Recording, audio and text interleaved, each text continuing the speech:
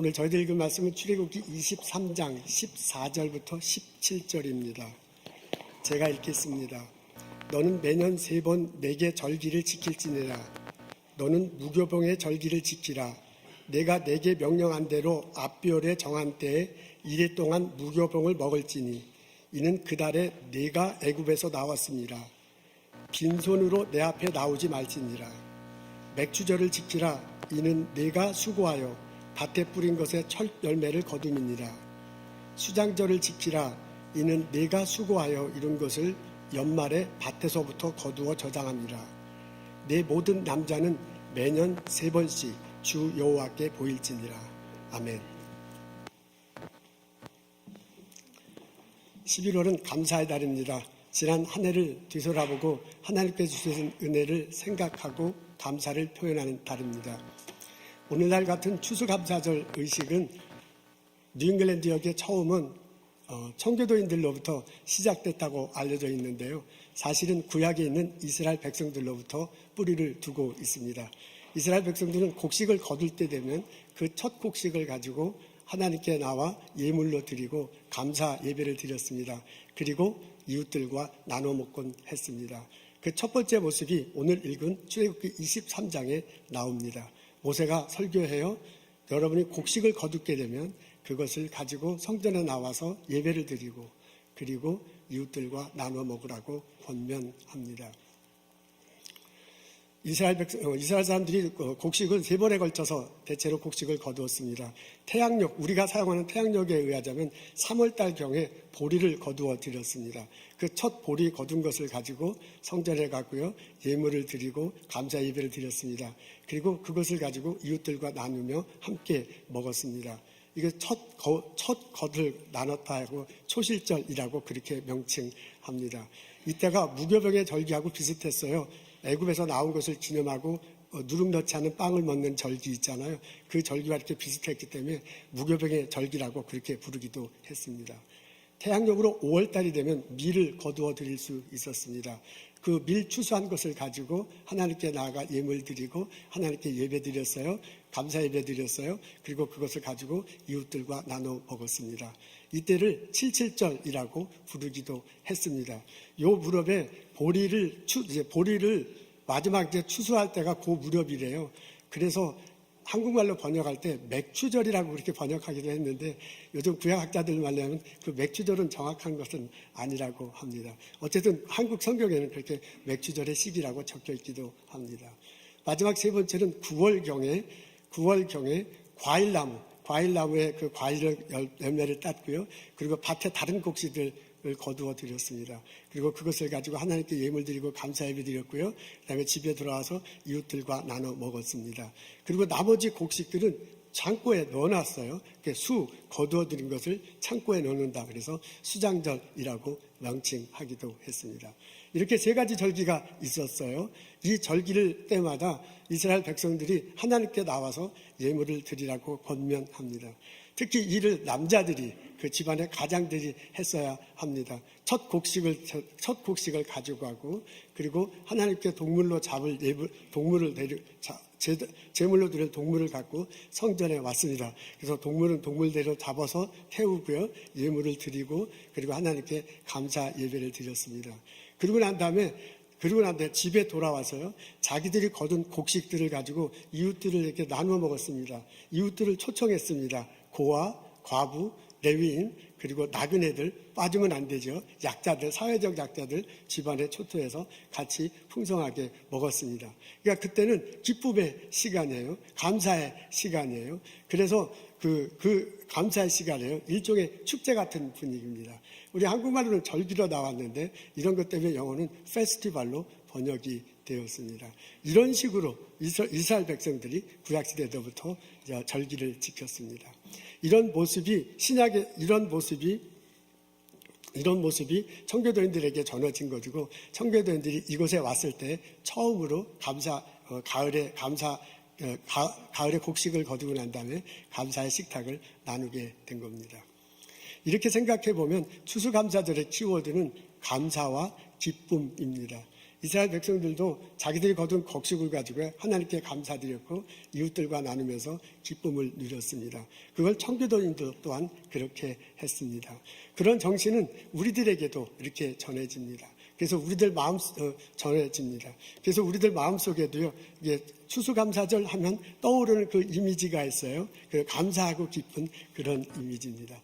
왠지 추수감사절 하면 늦가을에 해가 쨍비는 아주 늦가을이 이렇게 떠올라요. 그리고 미국에 가면 좁은 마을마다 그렇게 데코레이션을 해놓잖아요. 펌킨 이렇게 있고요. 곡식과 과일 있고, 그 다음에 터키 조각 같은 거, 그림 같은 것도 해놓고 집 바구니 같은 것도 해놓곤 합니다. 그런 모습을 볼 수 있습니다. 어떤 곳은 이렇게 풍선 같은 것도 이렇게 띄워놨습니다. 저녁이 되면 추수감사절 날 저녁이 되면 사람들을 초대를 하죠. 그리고 같이 식사를 합니다. 넓은 식탁이 있어요. 음식이 풍성히 차려져 있네요. 가운데는 터키가 있고 펑킨파이가 있습니다. 그 집안 주인이 그 터키를 자르잖아요. 그 자를 때 아주 넉넉한 모습의 얼굴로 터키를 자릅니다. 그 집의 부인은 부엌에서 행복한 모습으로 일을 합니다. 남아있는 그 식탁을 다 같이 먹죠. 음악이 나오고요. 웃음이 펼쳐집니다. 음식 먹고 난 다음에 애들은 집안에서 막 뛰놀 거예요. 그리고 젊은이들은 게임을 할지도 모릅니다.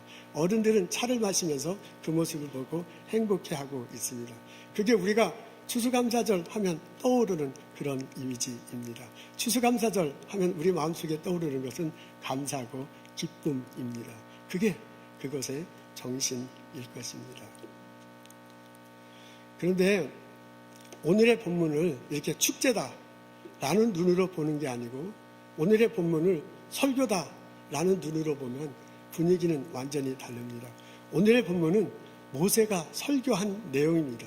그러니까 모세가 왜 이런 설교를 했는가라고 생각해 보면 이제까지 우리들이 생각했던 것과는 전혀 다른 분위기로 우리들에게 다가옵니다. 이걸 설교라고 생각하면요, 하늘에 이렇게 붕붕 떠있던 풍선에 바람이 빠지고,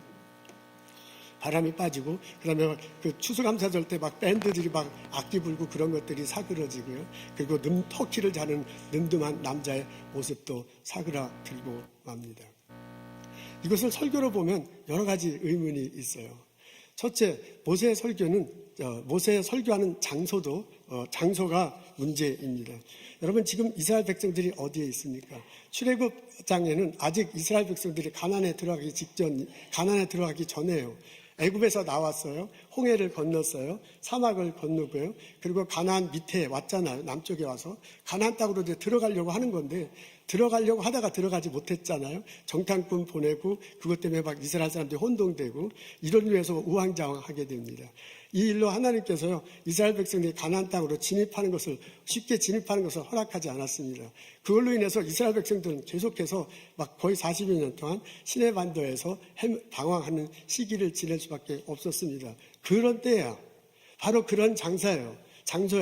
사막 한가운데서 이런 설교를 듣고 있는 겁니다. 사막 한가운데 있는데 너희들 밭에서 사막 한가운데 있는데 지금 추수를 하게 되면 곡식을 바치라는 권면을 듣고 있습니다. 이 설교를 들을 때 이스라엘 백성들이 옆에 보면 그냥 모래밭이에요. 거긴 밭이 없어요. 이쪽을 보면 그냥 돌짝 산이고 돌짝 계곡이에요. 거기에 나무를 심을 만한 것들이 아무것도 없습니다. 그런데 그런 상황에 있는 그런 장소에 있는 사람들에게 곡식이 나오면 그 곡식을 바치라고 권면하고 있는 것입니다. 이것이 이스라엘 사람들에게는 참 마음으로 불편하게 다가왔을 것입니다. 땅이 있어야 밭이 있어야 보리를 심고 밀을 심을 거 아닙니까? 그런 밭이 없습니다. 푸른 동산이 있어야 올리브 나무를 심을 거고 포도나무를 심을 거 아닙니까? 그런 것들이 전혀 없습니다. 그런데 보리를 첫 곡식을 하게 되면 그것을 가지고 와 성전에 와서 예물 드리라고 해요. 그런데 밀이 나면 그것을 가지고 성전에 와서 예물 드리고 감사하라고 그래요. 그런 아무것도 포도나무도 심을 수도 없는 그런 장소인데 그런 포도나무나 열매를 있으면 그것을 가지고 성전에 나와서 예물 드리고 감사하고 이웃들과 나누라고 합니다. 여러분, 그런 설교를 듣는 장소는 그냥 사막이에요. 그렇다고 볼 때 모세의 이 설교는 너무해. 사막에서 아무것도 할 수 없는데 곡식 거두면 그것을 가지고 예물을 들고 감사하라는 얘기는 너무 잔인합니다. 모세는 사막 한복판에 있는 사람들에게 곡식을 거둘 때 되면 그것을 가지고 예물을 드리고 감사라고 권면하고 있습니다. 왜? 모세는 이렇게 얼토당토 않는 장소에서 이런 설교를 하고 있습니까? 모세가 설교한 상황도 문제입니다. 이스라엘 백성들이 애굽을 나와서 가나안 땅으로 들어가기를 원했는데요. 쉽게 들어갈 줄 알았습니다. 그런데 그렇지 못하잖아요. 그리고 시내 반도에서 헤매는데 40년을 행합니다. 그런데 구약학자들에 의하면 37년, 38년을 가데스 바네아라는 지역에서 주로 있었다고 그렇게 말합니다. 가데스 바네아라는 지역은 가나안 남쪽에 있고요. 이스라엘 시내반도 북쪽에 있어요. 그러니까 이 국경선 바로 밑에 가나안 그 보더라인 바로 밑에 있는 오아시스예요. 근데 말이 오아시스지 물이 조금밖에 안 나와. 오아시스도 많이 나오는 데 있고 졸졸졸 흐르는 데가 있는데 물이 적게 나오는 데요. 그래서 마실 물만 있지 다른 것들은 별로 없는 그런 상황입니다. 그 안에서요, 할 일이 없는 거야. 물이 뭐 콸콸콸 나와야 밭에다 밀도 싣고 보리를 씹을 거 아니에요. 그렇게 할 일거리가 없는 거예요. 물이 콸콸콸 나와야 포도나무 심고 올리브도 심을 거 아니에요. 그런 일거리가 전혀 없는 일거리가 저는 없는 상황입니다. 이분들이 애굽에 있을 때는 일거리가 있었습니다. 아무리 노예이기도 하지만 그래도 일할 것이 있었고요. 거기서 얻은 걸 가지고 가족들의 생계를 책임질 수 있었습니다. 심지어는 고기도 마음대로 먹을 수 있었는가 봐요. 그래서 시내반도에서 불평할 때 보면 우리가 애굽에 있을 땐 고기 마음대로 먹었는데 여기서는 고기도 못 먹는다라고 그렇게 불평하는 소리를 들을 수 있었습니다. 그러니까 그 집안의 남자들은 적어도 자기가 일을 해서 얻은 걸 가지고 일거리가 있는 거야. 그래서 그 일을 가지고 가족들의 생계를 책임질 수 있었는데 지금 상황은 전혀 일을 할 수가 없어요. 밭이 있어야 일을 하고 동산이 있어야 포도나무를 심어요. 일거리가 전혀 없는 그런 상황입니다. 그런데 모세가 뭐라고 보자면 너희들 첫 번째 곡식이 나오면 그 열매를 가지고 하나님께 드리라고 합니다. 생각해보면 이것은 이민 첫 왔을 때의 모습이 생각나. 지금은 덜하지만 30년 전, 40년 전 이 한국에 살다가 미국에 이민 온 사람들은 참 막막했다고 그렇게 들었습니다. 그때 오면 미국이 어떻게 돌아가는지 전혀 모르잖아요. 영어도 잘 하지 못하고요. 시민권, 소셜 시큐리티 넘버 없지요. 그리고 자동차도 운전 못하는 거야. 직업이 뭔지도 모르고 그냥 왔대요, 그때는. 그래서 공항에 마중 나온 그 사람이 하는 직업을 대체로 했다고 합니다. 그런 입장이 있다고 생각해서 미국 땅에 처음 이민 왔어. 아무것도 할 수 없어.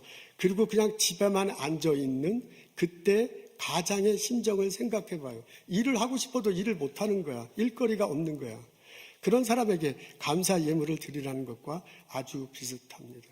어떻게 생각하면 이거는 가게를 열었는데 수입을 받지 못하는 그런 주인하고 비슷해. 우리 스몰 비즈니스를 열어놔서. 그런데 그게 잘 운영이 안 되는 거야. 그래서 한 해가 지는데 수입이 점점점 줄어들어요. 그런 상황인데 이게 도대체 어떻게 된 겁니까? 덜커덕 길 건너편에 또 다른 가게가 생겼어. 우리랑 똑같은 가게야. 똑같은 물건 팔어. 근데 거기가 더 크고 더 잘 해놨어요. 그래서 우리 집 단골 손님이 우리 가게로 오다가 그것을 보고 길 건너서 저쪽 편으로 가는 거야. 그 모습을 파리채 들고 유림을 향해서 보는 그 가게 주인은 얼마나 아프겠습니까? 얼마나 찢어지겠습니까? 그런 거하고 똑같은 상황이야. 잃을 거리가 없어. 일을 해도 벌이가 없어. 그럼에도 불구하고 와서 감사 예배를 드리라고 권면하는 것과 같습니다. 이거 얼마나 잔인한 일입니까? 도대체 감사할 것이 없는 상황인데도 모세는 이스라엘 백성들에게 감사하라고 말하고 있습니다. 모세가 한 설교는 내용에 있어서도 문제가 있습니다. 모세가 뭐라고 했냐면 너희들 올 때 빈손으로 오지 말라고 그렇게 권면합니다. 그것을 특별히 첫 번째 때 얘기해요. 첫 번째 우리가 읽은 성경에는 무교병의 절기라고 했는데 다른 식으로 하면 보리를 처음 맞이할 때 초실절, 보리를 거둘 때 첫 번째 하는 그런 겁니다. 그러니까 보리를 거두는 장면 중에서 뭐라면 너희 절대로 빈손으로 오면 안 된다라고 그렇게 권면합니다. 여러분, 보리를 거둔다는 것은 농부에게 그저 1년 중 가장 힘든 때입니다. 우리는 농사를 짓지 않지만 아주 어려웠을 때 농사를 짓는 농부들의 얘기를 들어보면 보리가 하는 봄이 제일 힘들어. 가을이 제일 좋죠. 곡식 거둔 게 있고 가을이 있으니까. 곡식이 있고 과일이 있으니까. 그러니까 그걸 가을에 먹는 거예요. 나머지는 창고에 집어넣죠. 그리고 겨우 내내 먹는데 이제 봄이 올 때 되면 먹을 것이 떨어져요. 그 먹을 것이 떨어질 무렵에 보리가 피는데 보리가 빨리 펴요. 열매를 맺으면 그걸 먹을 수 있을 텐데 영 보리가 빨리 피지 않으니까 그걸 먹을 게 없는 거야. 그걸 그래서 먹을 게 없어가지고 보릿고개 우리 한국 사람들 막 그런 표현이 있었잖아요. 그래서 어르신들 얘기 보면 보릿고개 면한 지가 진짜 몇 년 안 된다라는 그런 표현이 있을 정도입니다. 그러니까 보리를 추수할 전이 굉장히 어려운 때예요. 근데 지금 모세가 뭐라 하면 그 보리를 추수하기 전에 너희들 절대로 빈손 들고 오면 안 된다. 그걸 강조해요. 그게 3월 초야. 그게 5월 달 밀을 거둘 때는 그래도 어느 정도 먹을 게 있잖아요. 그때가 아니에요. 9월 달 가을에는 먹을 게 풍성하잖아요. 그때가 아니에요. 그때 말한 게 아니라 가장 먹을 게 없을 때 빈손으로 오지 말라고 그렇게 권면하고 있습니다. 이것을 마음에 듣고요. 우리가 받아들이기는 참 쉽지 않습니다. 어떻게 생각하면 이것은요, 모든 한순간에 모든 재산을 날려버린 사람에게 권면하는 것과 아주 비슷해. 어떤 사람이요, 많은 재산을 일구었어. 혹은 연구해서 많은 업적을 일구었어. 그래가지고 그것 때문에 아주 기뻐하고 있는데 잘못 판단을 해서 한순간에 다 날아가 버린 거야. 그 재산이 한순간에 달라버리고 자기가 연구한 업적이 한순간에 다 날아가 버렸습니다. 그것은 마치 한 손에 모래알을 가득 쥐고 해서 야 좋다 그러고 있는데 좋다 하는 사이에 그 모래가 손가락 사이로 술술술술 빠져나가가지고요 아무것도 없는 그런 상황에 있는 사람이 있습니다. 그 사람은 굉장히 그 사람은 굉장히 좌절할 거야. 그 사람은 그때 굉장히 마음속으로 힘든 그런 상황에 있을 것입니다. 어떤 사람은 이럴 수도 있습니다. 자기의 목표가 있어. 나는 이 정도 업적을 이루겠다. 나는 이 정도 위치에 올라가겠다. 그런 목표를 세워놓고 열심히 살아. 그 목표를 세워놓고 막 열심히 공부해. 열심히 연구해. 회사 나가서 막 미친 듯이 일해. 그래서 그 위치에 됐어. 그리고 그 업적을 이루었어. 그리고 딱 올라가 보니까 나보다 더 높은 데가 막 있는 거야. 내가 목표로 삼은 그거는 턱도 없어요. 그때 느끼는 느낌이죠. 그래서 내가 목표로 삼은 그것이 딱 거기에 도착해보니 별거 아니야. 도착해보니 신기루예요. 그때 얼마나 허무하겠습니까? 그때 얼마나 사는 게 좌절스럽겠습니까? 그런 사람에게 감사 예배를 드리자는 것과 아주 비슷합니다. 이런 사람이 있습니다. 가족을 위해서 헌신해. 나는 내가 이렇게 막 밤낮 없이 열심히 일하는 건 내 자녀와 내 아내와 우리 가족을 돌보기 위함이다. 그래서 막 이렇게 피 땀 흘려 일하면서도요, 시간을 내서 아이들과 같이 보내고 휴가도 가고 그래. 내 인생의 모든 것들이 다 가정에 초점을 두고 있어. 그래서 내가 바깥에 나서 열심히 돈만 벌어오면 가족은 다 잘 될 것 같았는데 그렇지 않은 거야. 어느 날 아이들가 학교 가기 싫다고 그래. 어느 날 내 아들이 마약을 해. 어느 날 내 딸이 무척 아플 수도 있습니다. 그럴 때 얼마나 허무해집니까? 그것을 놓고 막 펑펑펑펑 울고만 있는 것 같아요. 사막 한가운데 벌져졌는데 막 모래바람이 부는 것 같은 그런 사람도 살아가다 보면 그런 상황도 있을 수 있습니다. 얼마나 허망한 그런 때입니까? 그런 때에 우리 하나님께 나가서 감사 예물 드리고 우리 다 같이 하나님께 예배 드립시다 라고 말하는 것과 아주 똑같습니다. 여러분, 지금 모세가 이스라엘 백성들에게 설교할 때 이때는 가나안에 들어간 때가 아니고요, 이때는 사막 한가운데야. 밭이 어딨어? 밭이 나무 과실을 심을 동산이 어디서, 그런 거 전혀 없습니다. 그런 데 있는 사람들한테 뭐냐면, 너희들이 밭에서 곡식을 거두게 되면 그거 하나님께 예물 드리고 감사하라. 너희들 포도나무가 열리게 되면 그것을 가지고 감사하라 라고 그렇게 권면하고 있는 것입니다. 얼마나 얼토당치 않습니까? 생각해보면 얼마나 잔인합니까? 빈 손쿨에 있는 사람에게 우리 하나님께 예물 드리고 하나님께 감사 예배 드리라고 권면하는 것과 똑같습니다. 모세는 왜 이렇게 얼토당치 않은 상황에서, 얼토당치 않은 장소에서, 얼토당치 않은 내용의 설교를 했겠습니까?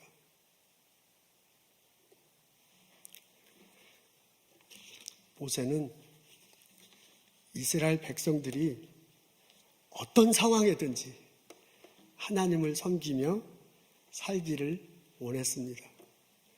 하나님을 그런 믿음이, 그런 삶이 하나님으로부터 축복받는 길입니다. 그 속에서 진정한 감사와 진정한 기쁨이 있다는 것을 알았습니다. 그래서 이스라엘 백성들에게 그것을 알려주고 그렇게 훈련시키고자 단호한 설교를 하신 것입니다. 여러분, 우리 신명기 8장 14절부터 16절을 읽어보면 모세의 마음을 읽을 수 있습니다. 앞에 12절부터 14절까지 있습니다. 우리 다 같이 한 목소리를 읽겠습니다. 시작. 내가 먹어서 배불리고 아름다운 집을 짓고 거하게 되며 또 내 우양이 번성하며 내 은금이 증식되며 내 소유가 다 풍부하게 될 때 두렵건대 내 마음이 교만하여 내 하나님 여호와를 잊어버릴까 하노라. 이건 신명기에 나와 있는 내용입니다. 여러분, 신명기는 모세의 고별 선교예요. 광야 40년을 지나고 이제 가나안 땅에 들어가기 직전 마지막에 한 설교입니다. 이때 모세가 뭐라고 얘기하면 너희들 이제 가나안 땅에 들어가서 잘 먹고 잘 살게 되면 여호와 하나님을 잊어버릴까 그것이 걱정된다라고 말하고 있습니다.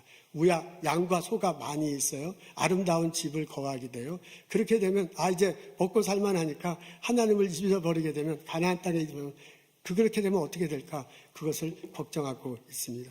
그러면서 다음에 이렇게 얘기합니다. 우리 다 같이 읽겠습니다. 시작. 여호와는 너를 애굽 땅 종되었던 집에서 이끌어내시고 너를 인도하여 그 광대하고 위험한 광야 곧 불백과 전갈이 있고 우리 없는 건조한 땅을 지나게 하셨으며 또 너를 위하여 물을 구른 바닥에서 내서다. 여호와 하나님이 광야 40년을 지켜줬던 얘기를 해요. 물이 없을 때 물을 줬어요. 불뱀이 있을 때 지켜주었어요. 그리고 건조한 땅을 지나가도록 여호와 하나님께서 이렇게 인도해 주셨어. 그러면서 이렇게 권면합니다. 우리 다 같이 읽겠습니다. 시작. 내 열조도 알지 못하던 만나를 광야에서 내게 먹이셨나니 이는 다 너를 낮추시며 너를 시험하사 마침내 내게 복을 주려 하심이라 그랬습니다. 지난 40년 동안 광야에서 헤매서 어려움이고 고난이고 힘든 상황에서 근데 이것이 하나님께서 허락하신 것이다. 이것이 너에 대한 시험이다. 이것을 통해서 하나님께 좀 더 가까이지게 하고 하나님의 복을 누리게 하기 위함이었다. 그걸 지금 자꾸 상기시키는 거예요. 그러면서 그 하나님을 너희들이 이제 가나안에 들어가서 잘 살게 되면 먹고 살게 되면 잊어버리면 안 된다 라고 지금 모세가 설교하는 겁니다. 여러분, 이게 모세의 마지막 설교예요. 광야 40년을 끝나고요 가나안에 들어가기 직전에 한 설교입니다. 여기서 모세의 마음을 읽을 수 있습니다. 여기서 왜 출애굽기 23장 사막 한가운데서 이런 설교를 했는지 집중할 줄 알 수 있습니다. 모세는요 이스라엘 백성들이 어떤 상황이 있든지 하나님을 잊지 않고 하나님을 예배하며 살기를 원했습니다. 그것이 사막 한가운데든지 그것이 가나안 땅이든지 그것이 어렵고 고난과 좌절 속에 있든지 그것이 풍부하고 넉넉하고 잘 살게 되든지 하나님을 잊지 않고 하나님을 섬기며 살기를 원하셨습니다. 그 속에서 하나님이 내리시는 복을 누릴 수 있습니다. 그 속에서 진정한 감사와 기쁨을 누릴 수 있기 때문에 그렇습니다. 모세가 사막 한가운데 아무 일도 할 수 없어, 아무것도 거둘 수 없어, 아무것도 없는 그런 상황인데도 예물 갖고 하나님께 예배드리라고 권면한 것은 어떤 상황이든지 하나님을 섬기며 살아가도록 가르치기 위함입니다. 모세는 우리들도 어떤 상황이든지 하나님을 섬기며 살아가기를 원하십니다. 오늘 저희들은 이스라엘 백성에게 한 모세의 설교를 듣습니다. 모세가 이스라엘 백성들을 통해서 우리들에게 권면해요. 어떠한 상황이든지 하나님을 섬기며 살아가십시오. 우리들 지난 한 해를 우리들 중에 어떤 분들은 지난 한 해를 생각해 보면 나의 삶의 농사가 잘 됐어요. 그래서 내 바구니가 풍성한 바구니를 들고서 흐뭇한 마음으로 살아가는 사람 있을 것입니다.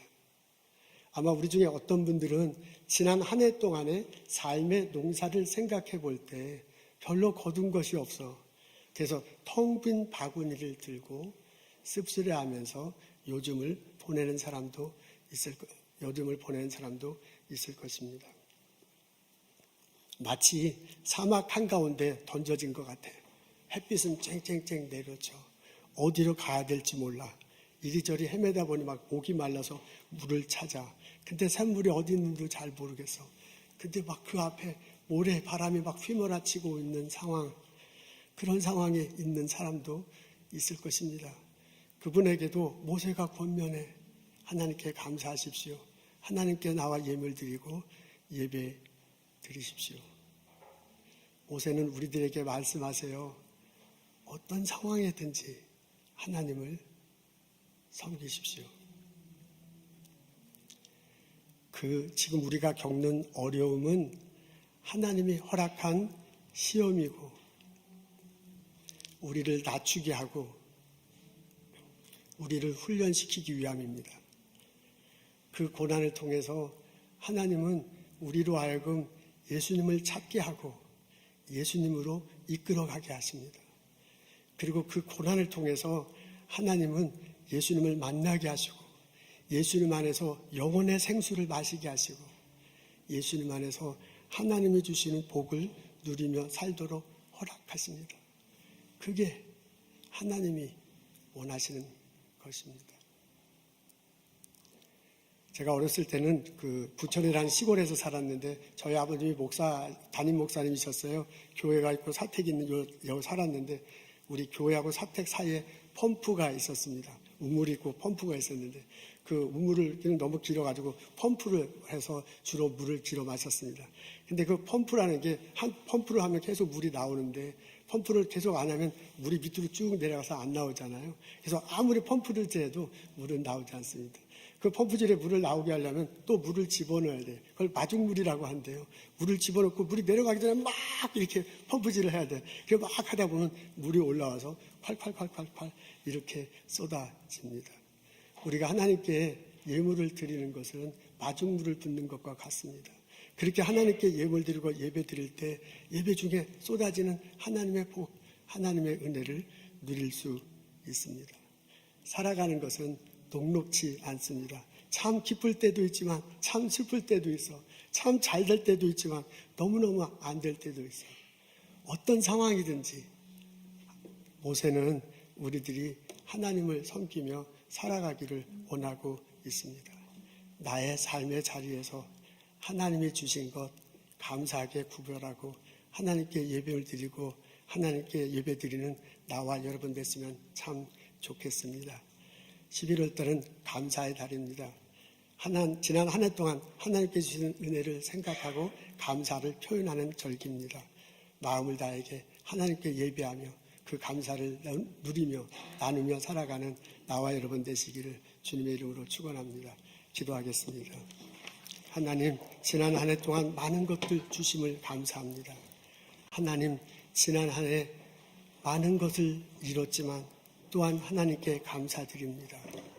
이런 상황에도 저런 어려움 속에서도 하나님을 예배할 수 있는 믿음을 주옵소서. 하나님께 감사하며 하나님께 드리며 하나님께 예배할 수 있도록 저희들에게 믿음을 허락하여 주옵소서. 예수님 감사합니다. 예수님 이름으로 기도합니다. 아멘.